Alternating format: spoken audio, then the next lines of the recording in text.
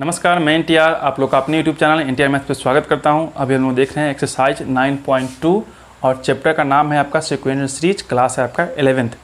दो फार्मूला का जिक्र मैंने पहले कर रखा था। एक तो आपका n = a + n - 1 × d और Sn = क्या होता है n/2 × 2a + n - 1 × d होता है। एक तो है सिर्फ टर्म का पता बताने के लिए कि कौन सा टर्म आएगा, कितना होगा उसका वैल्यू, और एक क्या है कि जहाँ का टर्म है वहाँ से स्टार्टिंग से पूरा वहाँ तक का सम निकालने का फार्मूला आपका ये रहा। ठीक है, तो इसके पिछले वीडियो में मैंने आपको प्रश्न संख्या 1 और 2 को कंप्लीट करा दिया था। अभी हम लोग करेंगे प्रश्न संख्या 3 और उसके बाद का देखेंगे। तो देखिए प्रश्न संख्या 3 क्या दे रखा है। कहा क्या कि किसी समांतर श्रेणी के प्रथम पद 2 है तथा प्रत्येक 5 पदों का योगफल अगले 5 पदों के योगफल के 1/4 है। ठीक है, तो दर्शाइए कि 20वां पद जो है आपका माइनस का 112 आता है। पता नहीं क्या क्या कह दिया, मैं आपको समझाऊँ। क्वेश्चन तो आपको दिख ही रहा होगा। ठीक है, तो फर्स्ट टर्म आपको दे रखा है कितना 2, प्रथम पद = 2 दे रखा है। ठीक है, और ये भी कहा है कि अगर सीक्वेंस बनाते हो आप तो फर्स्ट टर्म आपको पता होगा। फर्स्ट टर्म क्या होता है आपका a होता है, यानी कि ये प्रथम पद बराबर क्या है, आप यहाँ पे a लिख सकते हो, छोटा सा a = 2 भी कर सकते हो।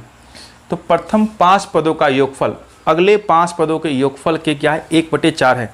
ठीक है, 1/4 है, यानी कि 1/4 है। ठीक है, अब लिखो, अगर मैं बोलूँ first term = 1 + a2 + a3 + a4 + a5, ये 5 टर्म हो गए आपके स्टार्टिंग के। ठीक है, 5 टर्म हो गए आपके स्टार्टिंग के। इसके बाद के 5 टर्म कौन कौन से होंगे, तो a6 a7 a8 a9 और एक लास्ट बचेगा a10। ठीक है, ये 10 आया। अब इन पाँचों को जोड़ के और इन पाँचों को जोड़ने पर फ़र्क क्या पड़ता है कि अगर इन पाँचों को जोड़ते हो ना, बाद वाले ये 6 7 8 9 10 वाले टर्म को जोड़ते हो तो जोड़ने के बाद वो वैल्यू आता है जिसका 1/4 करने पर क्या होता है कि इसके बराबरी कर लेता है, यानी कि यहाँ पर आपको बराबर ट्रू लगा देना पड़ेगा। बस यही क्वेश्चन कह रखा है। अगर इतना का कैलकुलेशन करके अगर आप a का मान और d का मान निकाल लेते हो, a का मान तो है दे ही रखा है, तो आपसे एक बात और पूछ रखा है क्या कि कुछ प्रूफ करने की बात कही गई है। तो प्रूफ करने की बात में ये कहा गया है आपसे कि 20वां पद जो है आपका माइनस का 112 होगा, यानी कि 20वां पद जो है आपका माइनस का 112 होना चाहिए। अगर ऐसा आता है तो ठीक है, नहीं तो कुछ गलत हो रखा है आपके साथ। तो बताइए भाई कि जब यहाँ पे a1 है तो a1 के लिए तो आपको पता है कि फर्स्ट टर्म को आप a से डिनोट करते हो। ठीक है, कर लो।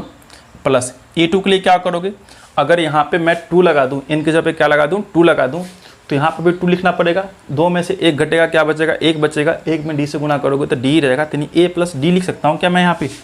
a2 के लिए क्या कर दूँ a + d प्लस, अगर 3 की बात की जाए तो 3 यहाँ पे करोगे तो 3 में से घटेगा 2, तो a प्लस में 2d प्लस में इसी प्रकार a प्लस में 3d and lastly a plus में 4d आपका आ जाएगा। ठीक है, ये किसके लिए हुआ, a1 के लिए a, a2 के लिए a + d, a3 के लिए a + 2d, a4 के लिए a + 3d, a5 के लिए a + 4d। ठीक है, और इसी प्रकार जब इधर का बात करोगे आप, तो मैं यहाँ पे = कर रहा हूँ क्योंकि अब बहुत ज़्यादा चला जाएगा। a6 के लिए मैं यहाँ पे कर रहा हूँ और 1/4 को मैं पहले लिख दे रहा हूँ यहाँ पे। ठीक है, 1/4 जो लास्ट में मैं यहाँ पहले ही मेंशन कर रहा हूँ। अब बताओ a6 के लिए मैं क्या करूँ, a प्लस में 5d कर दूँ, प्लस a7 के लिए a प्लस में 6d प्लस a प्लस में 7d प्लस a प्लस में 8d। दिख रहा है यहाँ तक क्या आपको, एक लाइन और लिख रहा हूँ, a प्लस में 9d प्लस में a प्लस में 9d हो गया आपका लास्ट वाला टर्म।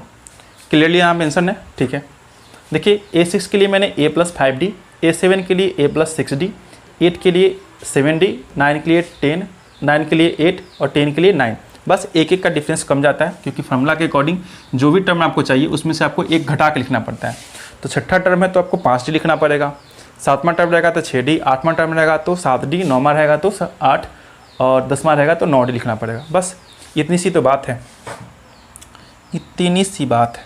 ठीक है, अब काउंट करो ज़रा, a कितना है, a को ये यहाँ पे दूसरा, ये तीसरा, ये चौथा और ये 5वां, कुल मिला के 5a आपके पास है। d एक यहाँ पे है, 2 यहाँ पे, कुल मिला के 3, 3 और 3 6, 6 4 10, टोटल मिला के 10 डी हो गए आपके पास बराबर। 1/4 का 1/4 रहेगा। अंदर क्या खिचड़ी पकड़ा उसे भी देख लो ज़रा। एक ए यहाँ पे है, दूसरा वाला, तीसरा वाला, चौथा वाला और पांचवा वाला। यहाँ पर भी 5A हो जाएगा आपके पास, प्लस डी के लिए देखो 5 और 6 11, 11 और 7 कितना होता है भाई 18, 18 और 8 कितना होता है मुझे नहीं पता भाई कितना होता है, 18 और 26, 26 और 9 कितना हो गया, 26 और 9 35, कितना हो जाएगा ये 35, 35D हो गया। ठीक है, क्लियरली इतना ठीक है। अब चलो, अब क्या करो, 4 से मल्टीप्लाई इधर कर सकते हो क्या, या फिर ऐसा करो कि 5 5 दोनों में से मैं कॉमन निकाल लेता हूँ।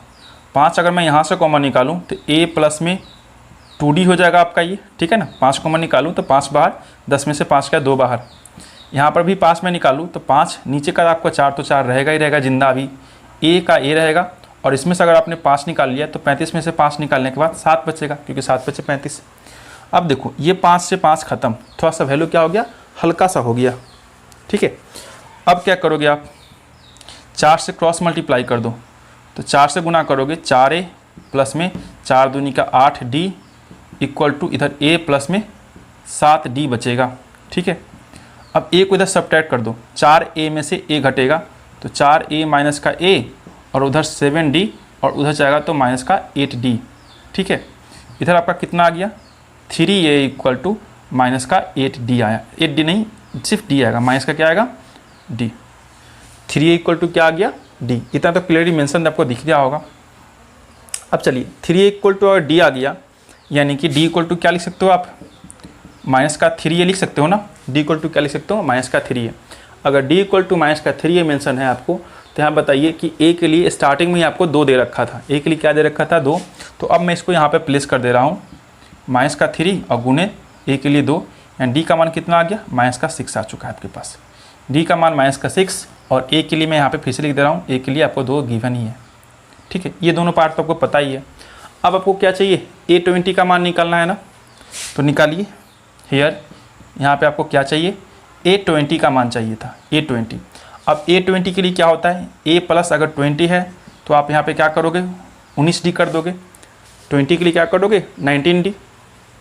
अब A का वैल्यू क्या है आपका 2, तो 2 प्लस करो, प्लस में 19 का 19 और डिफरेंस कितना का दे रखा है आपको माइनस का 6, अभी भी आ गया आपका, तो यहाँ पे माइनस का 6 गुना में कर दो, 2 प्लस में 19 में 6 से गुना करोगे आपका आएगा 114, कितना आएगा 114।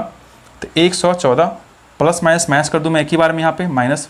अब 2 में से 114 कटेगा कितना आएगा 112, और ये किसका वैल्यू आएगा A20 का वैल्यू आएगा। और यही तो हमें चाहिए था कि A20 का वैल्यू क्या आ जाए आपका माइनस का 112 आ जाए। अतः आपका जो निकाला हुआ चीज़ है ये आपका प्रूव्ड हो गया, और यही आपको करके दिखाना था। बात समझ में आ गई होगी, ठीक है। तो चलिए फिर मिलते हैं नेक्स्ट क्वेश्चन में। वीडियो को मैं ज़्यादा लंबा नहीं करूँगा क्योंकि जो क्वेश्चन है थोड़ा सा बड़ा होने वाला है। ठीक है, bye bye, tata and see you, take care of you.